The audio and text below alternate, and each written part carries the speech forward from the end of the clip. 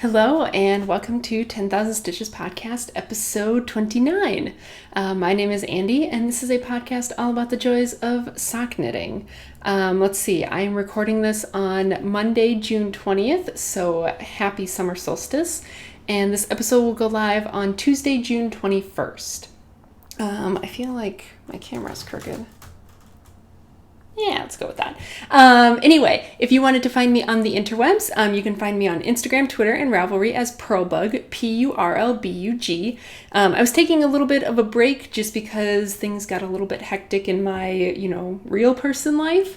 So I was taking a little bit of a break from stuff, but I think I'm ready to dive back into it. So expect to actually be seeing more happening on those soon. Anyway, you can find me there. You can find my website at thepurlbug.com. And then we have the 10,000 Stitches Podcast Ravelry group. And depending on where you're watching this will determine where you find links to things that I mention. If you're watching on YouTube, there will be a link down in the description bar underneath the video to the specific blog post that goes with this episode. There's also a link to the Ravelry group if you prefer that. And then on the blog post for this episode and the Ravelry thread for this episode, everything will be linked below the video. Yeah, I think that's all the administrative stuff. So, let's see, what are we going to talk about today? This will be kind of a normal episode. We'll talk about finished objects, works in progress, what's coming up next. We'll talk about the Knitalong. I have a question of the week, and then I have quite the week to talk about. I don't know. And then I have something new to show you too, which is actually not that new, but I keep forgetting to show it because it kind of got hidden, and so it is kind of new. But yeah, let's talk about finished objects first. I have a finished object, and that is my Piece of My Heart socks. So these are done, and I forget who did the pattern for these, but like I said, everything will be linked underneath the video. And so this is how they look. These were knit top down, 68 stitches on US size 1s, which are a 2.25 millimeter needle. The main color is Plymouth Yarns Neon Now, and I forget which colorway this is. It's the super duper pink one. It's either 001 or 005. And then the heels and toes are Cascade Heritage in just like a very creamy, snowy kind of color, which is being washed out entirely because cameras don't like how ridiculously pink these are. I don't know if maybe I back up. I don't know. They're very pink. Fish Lips Kiss Heel. And yeah, I really enjoyed these. I think I was a good portion of the way through one of them the last time I recorded. And I finished them on... What day did I finish them? Did I write it down? I might have written it down. Let's see. I turned the heel on it on the 15th, whatever day that was. I'm guessing I finished it on Friday or Saturday. So these ones I feel like went really quick. Like I said last time, I was not super crazy about the way that the pattern was written, but kind of once I charted it up myself, and then once I'd done a couple repeats, like it became really easy to kind of figure out what the pattern was just by reading my yarn. So yeah, I really enjoyed these. I would definitely recommend it, but I don't know that I necessarily recommend the pattern for someone who's just starting.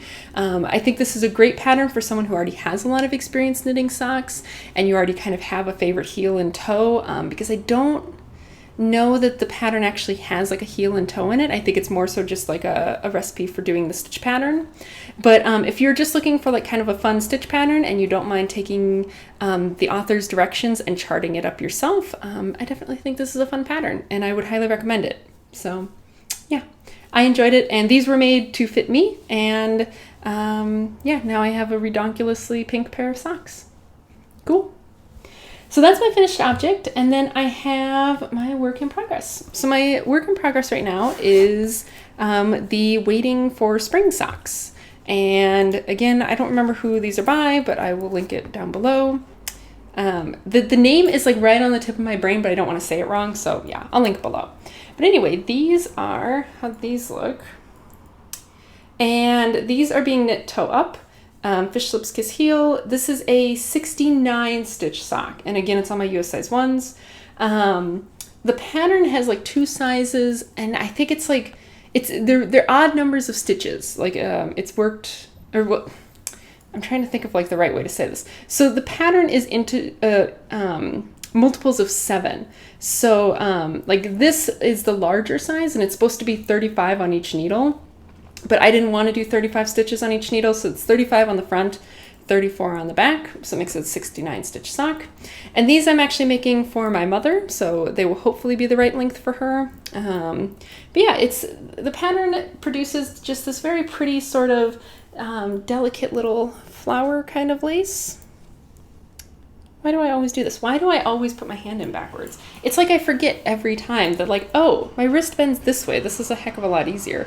So it's this really cute little flower pattern. And this yarn is Cascade Heritage sock in, I actually kept the label this time, color 5660. I don't know what the like name for that colorway is, but it's a very pretty sort of like just silvery gray color. Just a very nice gray. And I really like it. I think, this pattern really lends itself well to solid colors. And in the pattern, the way the pattern's written, there's actually these kind of horizontal bars in the blank space between the flowers. But I know I've seen a lot of people leaving them out, and I left them out, and I really like the way it looks without them. I feel like it would be way too busy if I had those bars in there. So yeah, I am past the heel turn. It took me, let's see, 1, 2, 3, 4, 5, 6, 7 pattern repeats on the foot. And so I will probably do 7 pattern repeats and then do some ribbing and call it good. So it'll be roughly equal length of leg and foot on this one. So I am 3 pattern repeats into the leg. So, and these ones again are flying. I don't think I wrote down when I started them. I'm pretty sure I started them on Saturday because I started them when we took Wesley's car for an oil change. So yes, I started these on Saturday, and this is how far I am on Monday. So these ones I'm really enjoying. Again, I don't need to look at the pattern anymore. I've completely memorized it, and I can, read my knitting. And yeah, I'm just really enjoying it. It's a great pattern. And this one I would say would be fine for beginners. Like if you've never knit lace socks before, I think this is definitely a good one to try. Even if you just wanted to add a little bit of lace to a sock, like you could just do kind of like one width of this, maybe like up the side of a sock, or you could just do like one row around the top of a sock or something. I think it would really work well as an accent too. Or even if you wanted to space them further apart. Either way, I love this lace pattern, and I would definitely use it again for maybe like a bigger project, like a sweater or something. Love it. So yeah, that's what's on my needles currently. And then the last pattern that I have coming up for the lace socks is, oh, and this I have to check because I don't know that I completely remember it. So I'm getting on my desktop, which is behind the laptop. And, oh, I cannot reach the keyboard. Haha. Let's see. The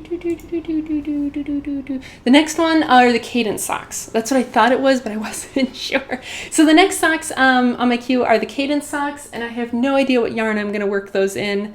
But I do need to kind of sort through my stash and figure out if I have any yarns that would be appropriate, and if not, I need to plan a trip to a yarn store this weekend. So yeah, but that I think is going to be the last pair of socks I have time for in this lace kind of chunk. And then coming up next is going to be the unique construction socks. And what I have first on my list of those is the Squircle. But I'm not entirely sure. I also need a couple more patterns for that chunk of time, but I have the first 5 or so that I plan on doing. So it'll probably be cadence and then Squircle. Yeah, and if I have any time between the end of lace and the start of the unique construction socks, I will probably try and work on my sadly neglected little cable knee highs, because that one still needs a lot of work, and I just don't want to, but I need to. So yeah, that's it for that. And then let's talk about the Knitalong, since I've kind of been talking about that anyway. So we have, let's see, by the time this goes live, we will have a little bit less than 10 days, about a week, a little bit more than a week left in the Knitalong.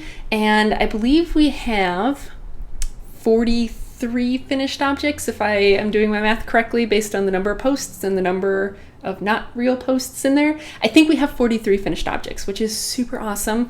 Let's see, how many did we have for cabled socks? We had 70, so I'm not quite sure that we're going to hit 70, but I have seen a lot of people saying that, oh, this was maybe their first time making lace socks, and like, that is pretty cool. So that's really fun, and I'm enjoying that. And I totally ordered the prize, and I don't have it yet because I'll talk more about this later, but we had a really, really bad storm come through Richmond, come through most of Virginia, but mostly Richmond, on Thursday, and it just completely threw everything for a loop. We were without power for a couple of days, and so my package, if I look at the tracking, it says delayed, and I don't know what exactly that means, but it means that I didn't get my package yet. I just went to the post office right before I came home from work today, so it's not there. So hopefully I will have it next week to show you guys, and by then I guess maybe I'll be announcing the winner. So yeah, it is awesome. It's an awesome prize. I just can't show it to you yet. So yeah, keep an eye out for that. And of course, there's more to it. I ordered the yarn, but there's going to be more to it, which I also don't have pulled together yet because I'm behind on things. But I will have things pulled together by next week because I have to. All right, so since I don't have Knitalong prizes to show you, let me show you the other thing that's kind of exciting. So this was sent to me, oh my gosh, before we ever left for California, and then it kind of got put away in a hurry, and I didn't know where it was, and just recently was able to find it again. But anyway, if you guys remember, I talked about the Etsy shop PhD Yarns, and that's where I had ordered that's where I ordered the last Knitalong prize from, and I'd ordered another one from them. Let's see. I ordered a couple skeins of yarn from them, the Quantum Dots colorways. So the last one was the more pink one. This was the other one that I ordered that I'm hanging on to for a future prize. So then I was contacted by the ladies who run that shop, and I cannot for the life of me remember their names, and I am so sorry about that. Anyway, you know what? I will just go look. I will go look. Let's see if I can do this in a reasonable sort of way. Let's see. Oh gosh. Why is it that now is when the computer decides to have a freak out? Anyway, they contacted me and wanted to thank me because apparently some of you guys decided that you wanted to go buy things from them after I'd shown the yarn, which is awesome. I think that that's something that's so cool about kind of the internet age and Etsy and all that stuff, is that like you can really kind of connect with people in a way that you maybe never would have before. So anyway, let me see if I have this in... Anyway, I can't find it. Hopefully I just cut a bunch out. Anyway, I can't find their names, but anyway, I will link to the shop below. But anyway, they wanted to send me a little thank you for sending some of you guys their way, and so they sent me a new thing that they have, which is these it's these Quantum Dot kits. So what I had ordered was some of the Quantum Dot yarn, which is a 80/20 superwash merino nylon blend, and I can show it to you, and not in the bag. And it's just, I talked a little bit about what quantum dots are, and I will try and maybe link to the episode where I first showed these, and you can find some of the background information. But they're these just really beautiful speckled patterns, and they have them in all different sort of like, I guess, color families is maybe the way I would describe it. Just really beautiful. And so now they're doing these kits, and let me see if I can take a look at them. So basically these kits are the Quantum Dots yarn that I just showed with let me read it for you. A quantum dot paired with Kiki contrast colors so you can give your socks even more personality. This kit comes with 2 coordinating teeny skeins. One teeny skein is 10 grams and can be used for the toes and cuffs. The other is 5 grams and can be used for the heel. So this is what the one they sent me looks like. So it's this really, the main color is this really pretty sort of blue speckly sort of yarn. And then the contrasting ones are this really bright sort of teal, and it's showing up more blue here than it is in real life, and then this super bright pink. And I can't even. I'm super excited to use this. I actually think what I might do is use it for to make socks for my videos that I'm going to be filming coming up soon, kind of like, so you're making your first sock, and talking about how to go from the very beginning, like choosing your yarn, choosing your needles, all the way through to the end of a sock. So, talking about, okay, casting on, both for top down and toe up, kind of what patterns to use, like how to figure out your gauge, how to do the heels in both directions, how to do the toes in both directions, casting off, whether you are doing a super stretchy bind off at the cuff or whether you're doing Kitchener at the toe. So I really need a yarn that shows up well for that and isn't like black. And so I think this will work really well because that way I can do contrasting, toes and heels and cuffs.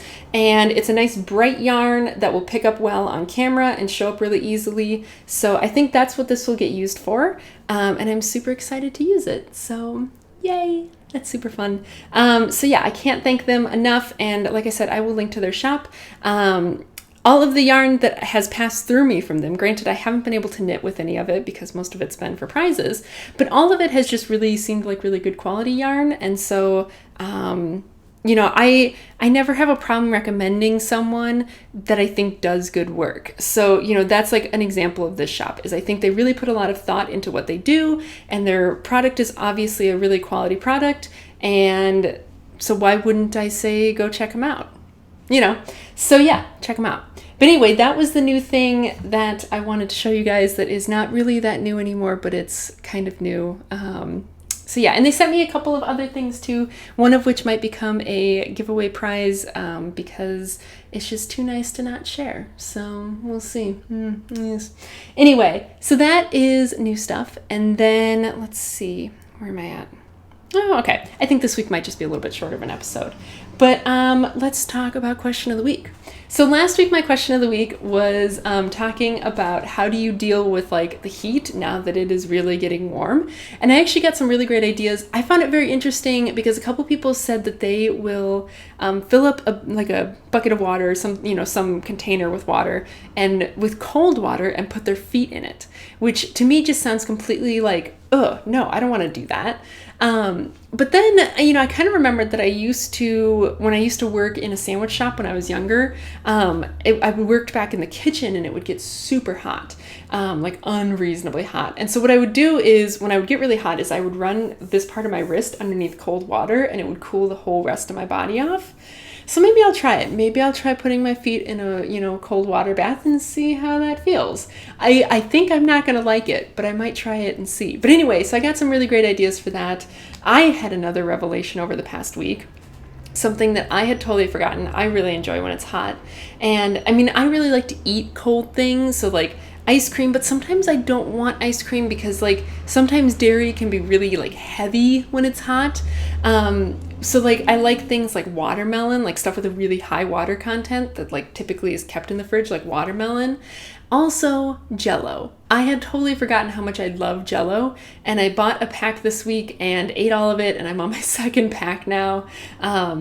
And I just really love Jell-O, like again, because it just holds a lot of water and it's very cooling. And yeah, try it, see how you like it. Maybe, who knows? Anyway, so my question of the week this week is, again, not really that related to knitting, but it is sort of. So, obviously we're all here because we enjoy knitting. And I mentioned that we had a really huge storm come through, and I don't remember back, 10 minutes if I mentioned that we lost power, but we were without power for a couple of days. And so it became like, okay, what do I enjoy doing that doesn't require electricity? And knitting is one of those things. Granted, that's assuming that you have daylight or something to knit by. But, knitting, by itself doesn't require electricity. It's just you. And as long as, you don't have your pattern like on the computer that you have to look at, you can knit without power just fine. As opposed to some other things that you just can't, like sewing, can't do it without power. So anyway, my question is, what is your favorite kind of thing to do that doesn't require electricity? Regardless of whether you would do it when the power goes out or not, like what do you like to do that doesn't require electricity? Obviously we all like to knit, but what else do you like to do? I'm trying to think of what else I did. I also read, like reading's obviously a really good one, but I'd be curious as to whether there are other things, because I doubt that this will be the last time we lose our power this summer, because apparently the electricity infrastructure of Richmond is just a disaster. So I have no doubt that we will lose our power again at some point. But yeah, give me some ideas on what I can do when that happens again. What do you like to do? So yeah, that is my question of the week. And that's going to be it for things that are knitting related. So if that's all you're here for, thanks very much for hanging out, and I will see you next week. Otherwise, let's talk a little bit about the past week for me. So let's see, I'm trying to think earlier in the week before we had the great power outage. Earlier in the week, what did I do? I think I had mentioned that my class was going to start on Monday. So last Monday, yes, because I recorded. So last Monday my class started. We had our first test on Wednesday, which I got an A on. Yay. Go me. So that was that. And we have another test already tomorrow, and then another test on Thursday. Like, just the accelerated summer pace is crazy. But yeah, so that went well. The physics labs that I'm kind of in charge of started up on Wednesday as well. Those have been going pretty well, except today, but I will get to that a little bit later. Yeah, so last week was a busy week, but it wasn't particularly like a stressful week. It was just, okay, things to do again. But yeah, so then the storm came through on Thursday night, and it was, we were getting all kinds of warnings, and like I have a weather app on my phone that like will put up notifications for like storm alerts and stuff. And so it was putting up all kinds of alerts, and I guess we were under a tornado warning. But I just don't get too concerned about that. But yeah, and it was super windy, like really, really strong winds, and really strong rain for, 15 minutes maybe. But it was strong enough to like knock over trees and stuff, and like our power went out. So our power went out probably 9 or 10 o'clock on Thursday night. And it moved through pretty quick. Like, it wasn't like it was raining for hours on end. Like, it moved through within an hour maybe. But yeah, then we had no power. And so we're kind of like, well, maybe it'll come back on sometime during the night. So we wake up Friday morning. Yeah, still no power. So, luckily, Friday, it was pretty good weather. It was pretty cool still. So, I went to work where, of course, I had air conditioning and electricity, because it was really weird where it was just like pockets of Richmond didn't have power. So like we didn't, but like literally just down the block, there's like a little place that I go for coffee sometimes they had power. Because we didn't have power, so we can't brew coffee. So I was like, okay, well, I have to go find coffee somewhere. They had power. It was really weird. Like the stoplight closest to us was out, but the ones on either side weren't. It was really, really weird. And like on campus, the building that I work in had power, but the gym just across the street didn't have power. Like, it was just the weirdest thing. So, so Friday I went to work. Everything went as normal. And then Friday, after I got done with work, Wesley and I went up to King's Dominion again, because we're like, well, we still don't have power. They do, because I was checking their Facebook and stuff. They're like, yeah, come up here. So we're like, okay, let's go up there. So we went up there and had a lot of fun, rode all kinds of stuff. Just got really tired. Came back. We're hoping that the power would be back on by the time we came back, but it was not. And like, it was crazy on the way up there. We were driving, we don't take the freeway on the way up there, we take kind of the surface streets, because the freeways around here are just bananas, can't handle it. So we take the surface streets, and yeah, there was where we saw like a lot of trees blown over and stuff, just like big, huge, like mature trees blown over. And that was just totally crazy. So yeah, that was apparently where it hit really bad. And so, yes, we did that. And then Saturday, we took Wesley's car up to get the oil changed. Still didn't have power. Took Wesley's car up to get the oil changed. Saw a tree that had basically just down onto a car, like just really bad, crunched this car underneath it.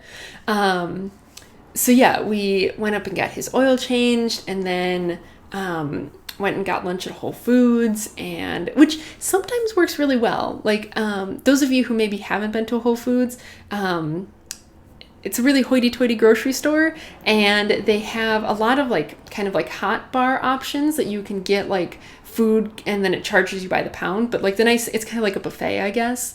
And sometimes it's really great, and sometimes it's really bad. And like, the last time we went up there, not this most recent one, but the time before that, it was really good. Like, they had a really good variety, lots of gluten-free stuff that I could eat. This time, not so much. And, like, the labels weren't very good on some things. Like, there were some things that, like, had wheat in the ingredients, but then when it would say down underneath, like, contains, milk, soy, whatever, wouldn't say wheat. And I was like, what the heck is wrong with you guys? So, not the best, but it was whatever. So we did that and then came back, still didn't have power. And at this point, like, it was really a bummer because, like, at this point I was like, okay, nothing in the fridge is good anymore. So we had to go through the fridge and throw out everything in the fridge, which was really unfortunate. And then we went up to campus because we both needed to, like, charge our computers and our phones and stuff. And so we went up to campus and sat in Wesley's office for a little while and charged up our computers and stuff and got dinner up there. And then by the time we got back, we had power again. So yay. And I know there's, like, still, I think there's maybe still some people who don't have power. So yeah, we got ours back Saturday evening. I know that there were still some people who, like, didn't have it as of, like, Sunday, which really is a bummer. I mean, it really, like, it's hard to blame the power company because I think when I was looking at, like, the maps of, like, the outages, like, it was 100,000 people who didn't have power. So it's just, like, a ridiculous number. And so, yeah, just a huge bummer. But I mean, we were fine. Like I said, luckily the weather was pretty good. Even, like, Saturday, the weather was fine. We had the windows open. Even yesterday, it was hot. Like, it was, like, mid-80s, but we were still fine. So, yeah, but now today, it is, like, super hot, like 90s. And so I'm like, thank goodness for air conditioning. I walked home, and I was just, like, dying in the heat. It was so bad. But yeah, then today, so now today's Monday, I had to teach a couple of labs today because one of our TAs just was not feeling very well and had to go home. I'm sorry, my eye itches so bad. I don't know, I got something in my eye. Anyway, it was actually really funny because Wesley and I went to the gym. So we, like, stopped at my office to drop off my stuff. And then, like I said, the gym's just across the street. So we stopped at my office to drop off, like, my work stuff. And this TA was already there because her lab's super early. So, we said hi. And then went over to the gym, did our workout, and Wesley got done before me because then I had to go take a shower. And so he went back and he was just going to, like, grab his stuff out of my office and then come back home or something. And so, I get there and I see that his stuff is still there. And I'm like, well, what the heck? But obviously he'd been there because I saw, like, his little gym notebook, like, on the counter. So I'm like, okay, he's been here, but I don't see him here. So I was kind of like, well, that's weird, but whatever, so I sat down to, like, turn on my computer and stuff, and then yeah, he comes out from one of the lab rooms, and it turns out the TA who'd been in there, who we'd already seen, just, like, got feeling really not good and just had to leave. And so he kind of took over for her. So then I took over for him because he had other stuff to go do. So I taught her one lab in the morning, and then she had another one this afternoon, actually at the same time as my class. So I skipped class to teach it, which was fine. Like I said, we have a test tomorrow, but I'm feeling pretty good for it. So yeah, I'm hoping she gets feeling better soon. She's just been not feeling good for a little while, so I'm hoping it kind of sorts itself out soon. But yeah, and then a couple of the other labs that hadn't started up last week started today. So now there are just a ton of people around all the time. So it's just kind of like, great. But I think that's going to be it for me for right now. I have no idea if this is a shorter episode or not. But yeah, thank you guys very much for hanging out with me. I promise that by next time I record, I will have Knitalong prizes. And I honestly can't think of if I have to look at a calendar because I don't know if at that point I will be ready to announce a winner.